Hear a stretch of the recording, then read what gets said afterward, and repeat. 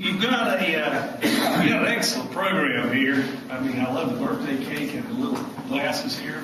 Yeah, are you doing this? He is. He's doing better and better every time. But look what a good job you did with Tom Knox. Tom barely looks old in that picture.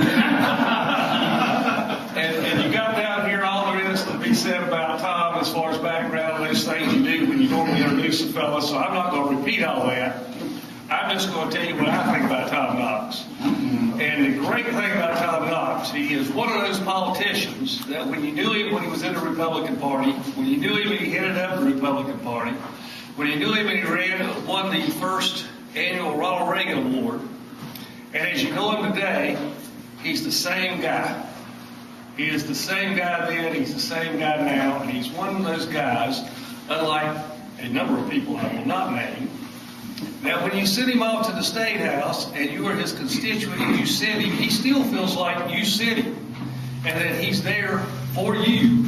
And you don't have to call him up every day and say, Tom, you really need to know how to vote on this, because he already knows what you want and he knows that he's going to represent you. And Tom's been down there how many years now? 9 years. 9 years. 9 years. And he's still that guy that you don't have to keep up with the issues because you got to pick kids up at school, you got to buy groceries, you got to put up with reading Alan's emails, you got other things you need to do. So you don't have to go and say, what's going on down there? I got to be sure Tom does the right thing, because I have found over those 9 years and before that time, Tom will do the right thing. I am privileged to introduce Tom Knox, your state representative.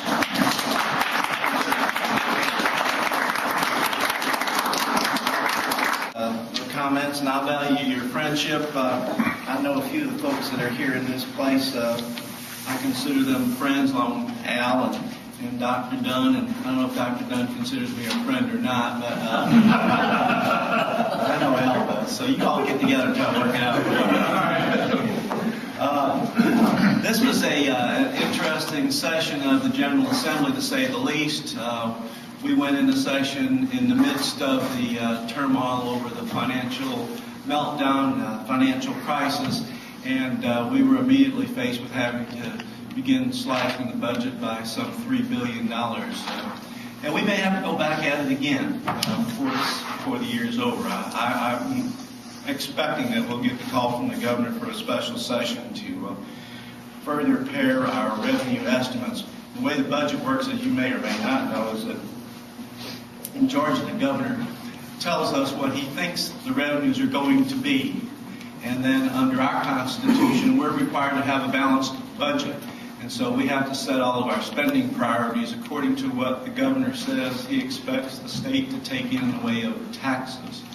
Now, we end each session thinking that we have a balanced budget. And we may or may not have, depending on whether the revenues keep coming in and whether or not the spending keeps going the way we set it out to be spent.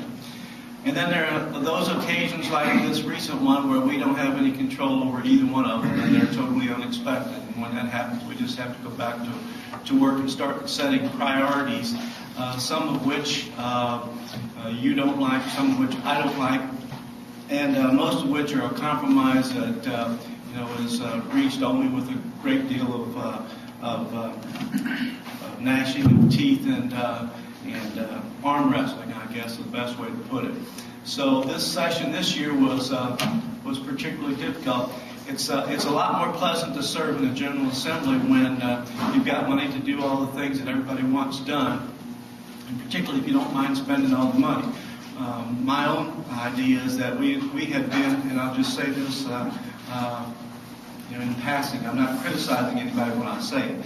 I would rather that we had been more conservative in our spending than we had been, and perhaps if we had set a goal that was below what we expected the revenues to be, that we wouldn't have had quite as difficult a time in reaching the balanced budget that we have.